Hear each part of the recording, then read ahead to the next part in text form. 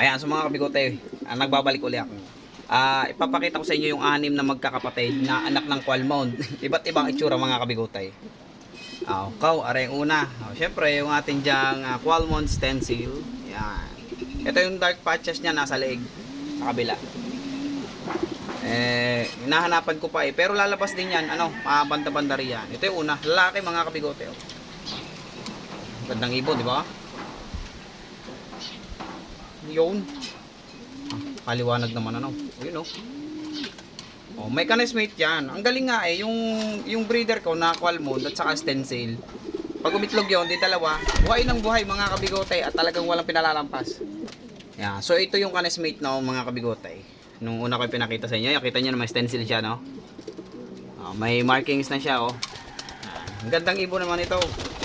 So hen naman ito mga kabigote. Plano kong ipare sa kanya. So nestmates aking pagpaparisain mga kabigote. Dilute blue. Ito magandang size Yan. So ang sunod naman mga kabigote, nestmates din. Papakita ko rin sa inyo. Ayan, aray. So marami nagsasabi, spread daw. Pero mga kabigote, analyze natin, hindi siya spread. Siya isang dirty blue bar. Hindi rin siya slate kasi meron siya nung puti dito sa dulo ng kanyang tails. Ito. So, hindi siya slate. So, siya isang dirty blue. Blue bar siya mga kabigote. May tail bar mga kabigote. Arehin na rin mga kabigote.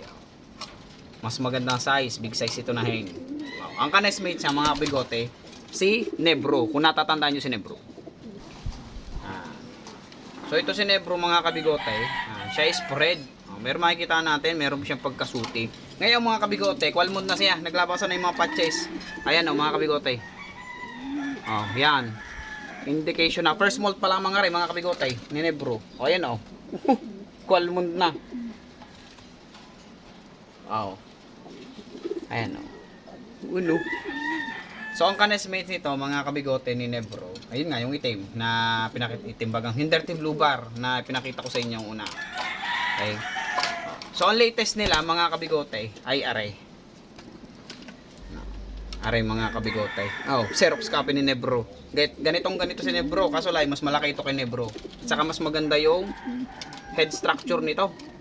Ayan, nagmo-molt na. Ito yung bata pa lang. Kita na natin na siya ay Qualmond. Ayan, Yun, may dark patches kagad. Hindi pa nagmo-molt, mga kabigote. Pero ito, nagmo-molt na yung bahagi ng balikat niya. Ang maganda dito mga kabigote, yung canesmate niyan, ang ganda rin. Yan. So ito yung hen mga kabigote. Kintab naman Yan. Dilute blue. Extreme mga kabigote Ito mga kabigote, kung aaninagin nyo, lalapit ko ng konti. Parang pale mga kabigote, Pero sa malapitan mga kabigote, yung personal pala, sa personal, pag nakita mo, nag-yellow siya. Nag-yellow pale yung kanyang bar. Okay, tail bar mga kabigote. Tingtab. Yan. Qualmond na agad din mga kabigote sa ulo, ang dami na rin. Ayun Hento mga kabigote. Pwedeng i-braid. Syempre, papakita ko yung parents sa inyo. Dahil ang parents ito mga kabigote, yung Qualmond acquire ko from Manila. Tapos yung stencil na ginamit galing kay Tol Meraki. Alam ni Tol Meraki yan. Sabi ko kasi may ibang plano ako doon sa kanyang stencil. Ito na Tol. Ibig sabihin yung 6 na yon ng mga Qualmond ko mga kabigote galing sa stencil mo. Pero syempre pinakita natin yung mga inakay. Pakita natin yung parents. Ito yung Qualmond mga kabigote na dilute blue Qualmond. Grabe gandang ibon Woo!